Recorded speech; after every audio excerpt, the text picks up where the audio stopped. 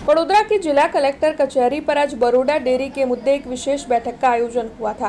जिला collector doctor Anil Dhamelia की अगुवाई में ये बैठक मिली थी। तब आपको बता दें कि आने वाले डेयरी के चुनाव के मुद्दे में इस दौरान चर्चाएं की गई थी। इस दौरान विधायक केतन इनामदार, विधायक चैतन्य सिंह झाला और विधायक अक्षय पटेल बैठक में पहुंचे थे।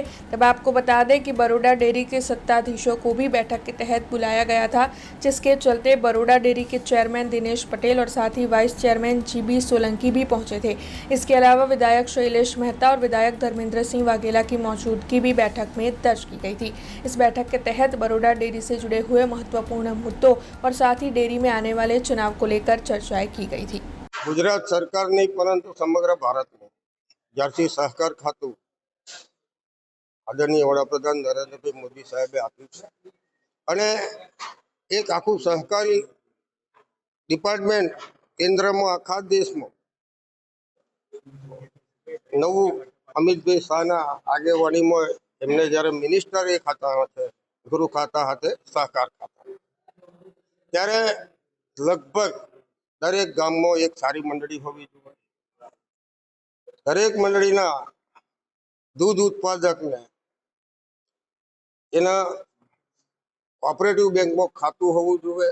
तमाम लेवड़ देवड़ गुजरात स्टेट कोऑपरेटिव बैंक अने तेनी संस्थाओं साथे संकळायेली तमाम बैंकों में ज करवुं एवो पण सहकार खातानो अभिगम छे। एना अनुसंधाने आजे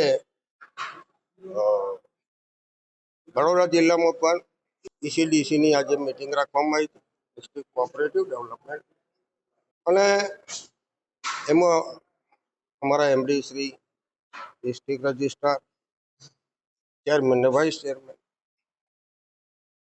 जिल्लाना 5 धारासभ्यो ने पण बोलावेला आवेला था अने बधाए बेसीने चर्चाओ करी छे। चर्चाना अंते एमनी जे कंईक मागणीओ छे अथवा एमने जे कंईक सूचनो विचार कर्या छे एने अमे अमल करवानुं कीधुं छे। अमल कर चेतनभाईए कीधुं होय तो तमे एमने कीधुं छे तो मैं कही नाखुं। बनास डेरीनी वच्चे बहु गैप छे। बनास डेरीए एनुं भावफेर आल्यो छे 2900 करोड़। बरोडा डेरीनुं टर्नओवर 1400 करोड़ रुपया छे। हवे 1400 करोड़ रुपया टर्नओवर में हूँ बरोडा डेरी बनास डेरी कीधुं एवुं केवी रीते करी शकું। અમે 825 રૂપિયા કિલો ફેટ એ ચૂકવતા આવ્યા છે અને જે કઈ વર્ષના તે નફો નુકસાન થાય એ પશુપાલકોને આપવાનું। સહકારી કાયદા અનુસાર સહકારી નિયમ અનુસાર જે કંઈક થતું હોય એ પ્રમાણે સહકારી કાયદાને આધીન દરેક સાધારણ સભામાં આખા ગુજરાતમાં થતી હોય છે અને પ્રમાણે થશે। એમને અરે ભાઈ જે જેનો વિષય એમને જે કરવું એ કરે।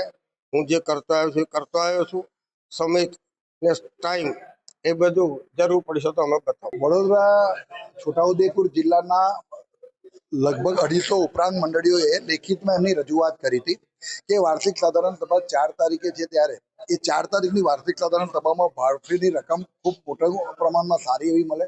हमणां ज मान्य शंकरभाई चौधरीए बनास डेरीनी अंदर सारी भावफेरनी रकमनी जाहेरात करी छे तो एवी इच्छा बरोडा छोटाउदेपुर जिल्लाना सभासदो पण राखी रह्या छे अने तदुपरांत जे मंडळीओ बंद थई छे मंडळीओ चालू थाय अने ए मंडळीओ चालू थया बाद एमनी जे सभासदोने राजकीय किन्नाकोरीथी जे मंडळीओ बंद थई छे तो ए सभासदोने तकलीफ ना पड़े तो एमना माटे तात्कालिक ए मंडળી चालू थाय अने निर्णयो पॉजिटिव लेवाय।